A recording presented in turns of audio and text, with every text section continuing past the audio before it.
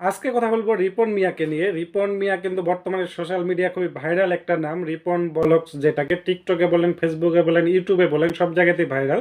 এবং এই রিপন মিয়াকে কিন্তু কিছুদিন আগেও কেউ চিনতো না, অথচ এই রিপন মিয়াই বর্তমানে সবচেয়ে বেশি ভাইরাল। এই রিপন মিয়া দৈনিক দিন যা কাজ বাজ করে মূলত সেগুলাই তার ভিডিওতে তুলে ধরে, এবং খুবই সহজ সরল একজন মানুষ, গ্রামের মানুষ। সেই জন্য গ্রামের মানুষ বিশেষ করে সহজ সরল হয়, সেই জন্য রিপন মিয়াও কিন্তু অনেক সহজ সরল। তো বর্তমানে উনি খুবই ভাইরাল এবং খুবই জনপ্রিয়তা লাভ করেছে তার কন্টেন্টের মাধ্যমে, কেননা তার কন্টেন্টে কোনো অশ্লীলতা নেই, কোনো কিচ্ছু নেই, একদম ন্যাচারাল কন্টেন্ট তিনি উপহার দিয়ে থাকে সবাইকে এবং আমাদেরকে।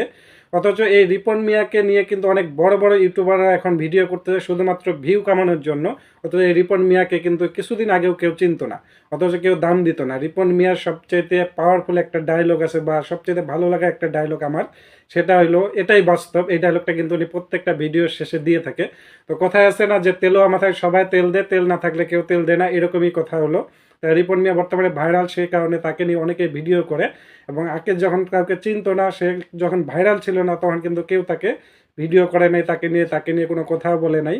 তো এই রিপন মিয়ার কথাটা অবশ্যই বলতে হয় যে তেলও মাথায় সবাই তেল দেয়, আর তেল না থাকলে আপনাকে কেউ তেল দেবে না, এটাই বাস্তব। তো এইটাই বাস্তব যে বলে এই কথাটা আসলে খুবই সত্য কথা বলে উনি। এর মধ্যে যেগুলো বলে উনি, এগুলো সব কিছুই বাস্তবে বলে। তবে ব্যক্তিগতভাবে আমি রিপন মিয়ার অনেক ভক্ত।